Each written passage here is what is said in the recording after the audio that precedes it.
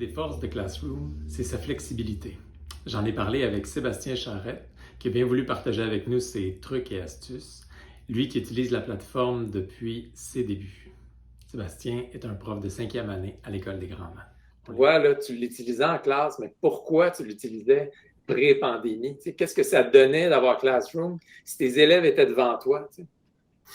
Ben, j'ai quand même une classe numérique. Tous mes élèves ont un Chromebook qui est omniprésent. On ne fait pas du Chromebook 5h30 par jour, mais le Chromebook est toujours présent. Fait que ça, c'est vraiment quelque chose d'intéressant.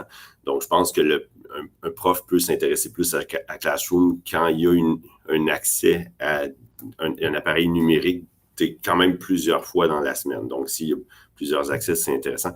Pour moi, Classroom, il est utilisé comme...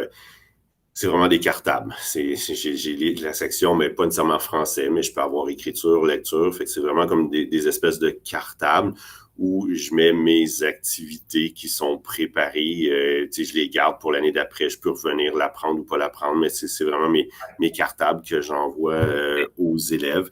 Quand tu dis cartable, c'est dans un même cours ou c'est des thèmes dans un... des Oui, thèmes dans un cours, c'est différents cours? C'est ça, quand dans Classroom, on appelle ça un cours, mais je vais avoir, par exemple, le cours atelier d'écriture. Donc, mon cours d'atelier d'écriture, à ce moment-là, dans mes thèmes, je peux avoir mes ateliers d'écriture, ça peut être de l'étape 1, de l'étape 2. Mes thèmes peuvent être différenciés comme ça.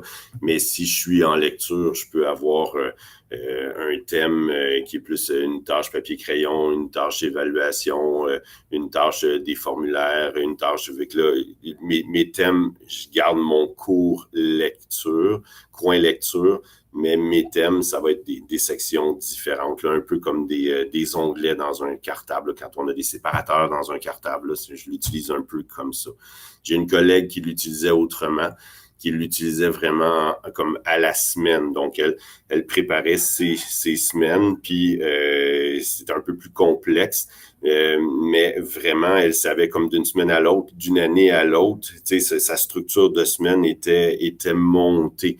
Donc, ça peut vraiment être facilitant quand ta planif est faite par semaine comme telle. Moi, je trouvais ça plus restreignant parce que puis je me dis, ils sont quand même en 5e année, j'aime le principe des cartables avec eux. Mais c'est une autre possibilité. Quand on était en pandémie, j'avais un cours école à distance. Et là, je faisais ma structure par période. Donc, je modifiais par jour, puis ma structure par période. Et ça restait pour le parent, l'enfant qui n'était pas présent. La structure par jour restait. Donc, le parent voyait ce qu'on avait fait. Puis, dans le fond, souvent, je remettais dans ce cours-là d'école à distance, je pouvais remettre un lien qui allait vers mon Classroom coin lecture ou vers mon Classroom atelier d'écriture. Là, j'avais pas à reprendre tout ça puis à remettre tout ça nécessairement. C'était juste structuré pour que l'enfant et le parent puissent être en mesure de revenir sur les journées manquées ou fait que celui-là, je l'avais structuré comme ça. Mais il y a vraiment, avec Classroom maintenant, il y a plus qu'une façon de faire, il y a plus qu'une façon. On peut effacer nos cours au fur et à mesure pour que l'élève ne le voit pas, mais à la fin, on peut les laisser, puis à la fin de l'année, pour l'année prochaine, on recopie notre cours, puis on repart à zéro, puis on s'est sauvé du temps. Il y a comme plusieurs façons de faire. Je trouve ça bien qu'il y ait plusieurs façons de faire.